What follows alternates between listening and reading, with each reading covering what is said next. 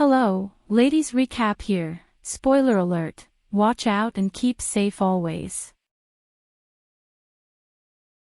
Two physicists, Jane Foster and Eric Selvig, and Darcy Lewis, an intern, are in the New Mexico desert, working from the van while conducting research on an aurora borealis-type phenomenon. Suddenly a large tornado/lightning storm develops and they drive towards it to investigate. The van hits a man from inside the maelstrom and they stop. They find a man, a well-built blonde, semi-conscious.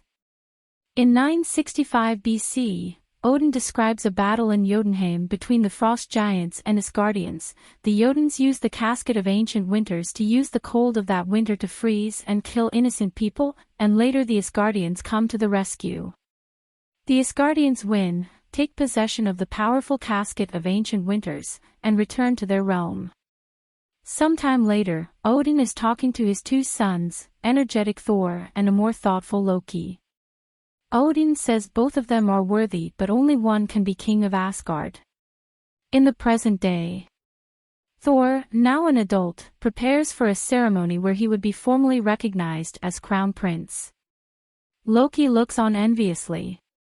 Before Odin can follow through with the proclamation, he senses the presence of intruders. Three frost giants infiltrate the secure rooms that hold the casket. However, the destroyer appears and stops the intruders from reattaining the casket, killing all three.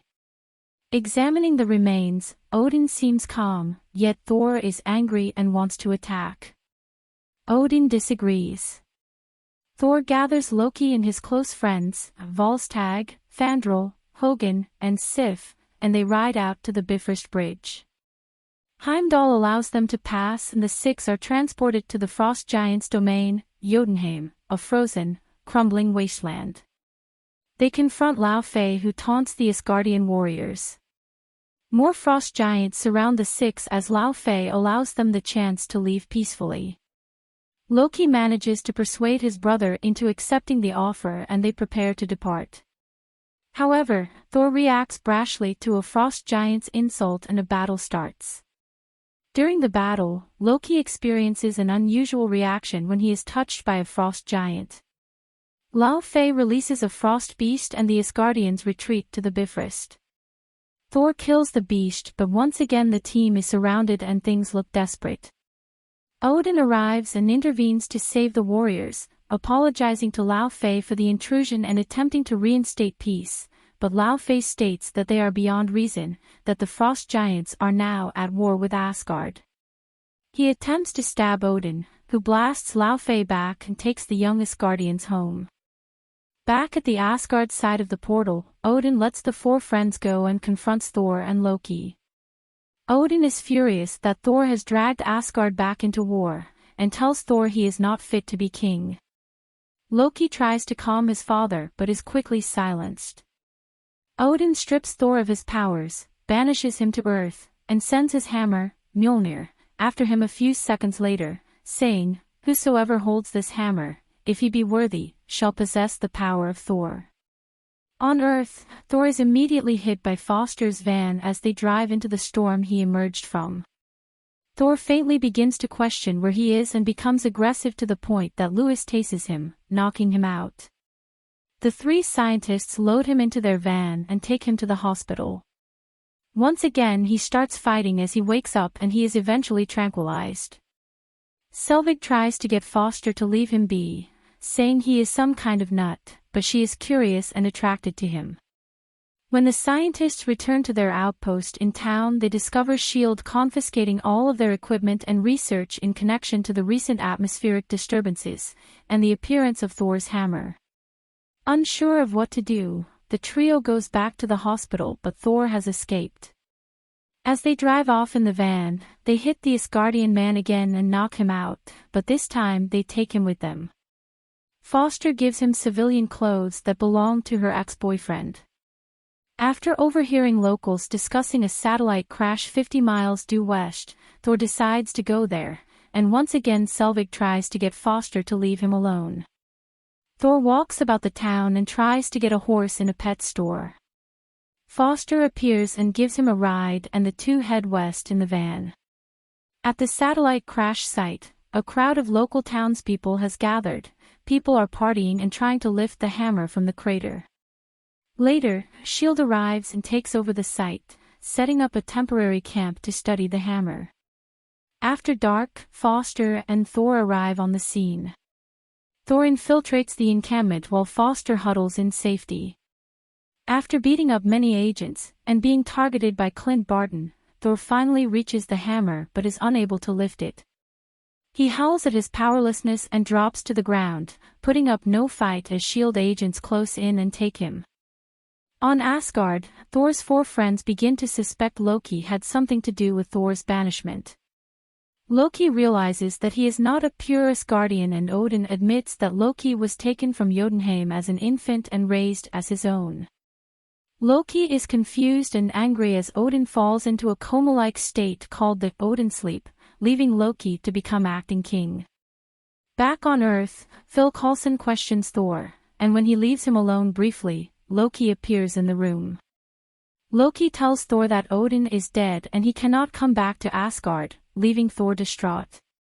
Selvig, with a fake driver license, arrives and lies to the S.H.I.E.L.D. agents, telling them that Thor is Foster's ex-husband and is under the influence of steroids. Coulson lets Selvig take Thor, who surreptitiously grabs Foster's notebook on the way out. Back in town, Selvig takes Thor out for a drink, now trying to convince Thor to leave Foster alone due to the complications he has and would continue to cause her. The two chug Boilermakers and bond. Thor brings the drunk Selvig to Foster's trailer. Thor and Foster go outside to gaze at the stars, and Thor explains the 9 realms and the Bifrost Bridge to her. She figures the bridge is the theoretical Einstein-Rosen bridge wormhole, the very same that she has been researching.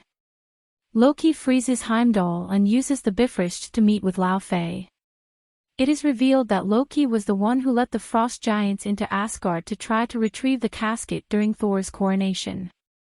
He makes a deal with Laufey that he will let them into Asgard again to kill Odin and have their casket, and in return, they will return home in peace. Loki then commands the destroyer to go to Earth and kill Thor. The destroyer arrives in the New Mexico desert and starts blasting everything with a heat ray. Thor and the 3 scientists attempt to get everyone away safely. Thor confronts the destroyer and asks Loki, who can see and hear what is going on from Asgard, to leave the humans alone in return for himself. The destroyer gives Thor a vicious backhand slap and sends him tumbling, apparently dead. Jane runs to the body in tears. However, Thor's selfless act of protection proves him worthy to once again wield Mjolnir, which frees itself from the crater and returns to Thor's hand. He is restored to full life and vigor and once again fitted in his red cape and armor. He easily defeats the destroyer and tries to return to Asgard, promising Foster he will return. The frost giants invade Asgard through the portal, walking past the frozen Heimdall. Laufey goes to Odin's bedchamber and, as he prepares to kill the Norse god, Loki kills Laufey to appear to be the hero.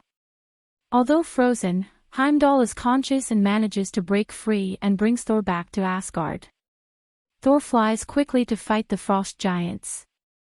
Loki goes to the Himmelsjorg and sets the bridge up to destroy the ice planet Jotunheim. Thor tries to stop him and the two engage in combat. Thor immobilizes Loki with Mjolnir and starts to destroy the Rainbow Bridge to stop the portal. When the bridge shatters, the 2 brothers fall into space, but Odin arrives and catches Thor, who holds Loki's staff.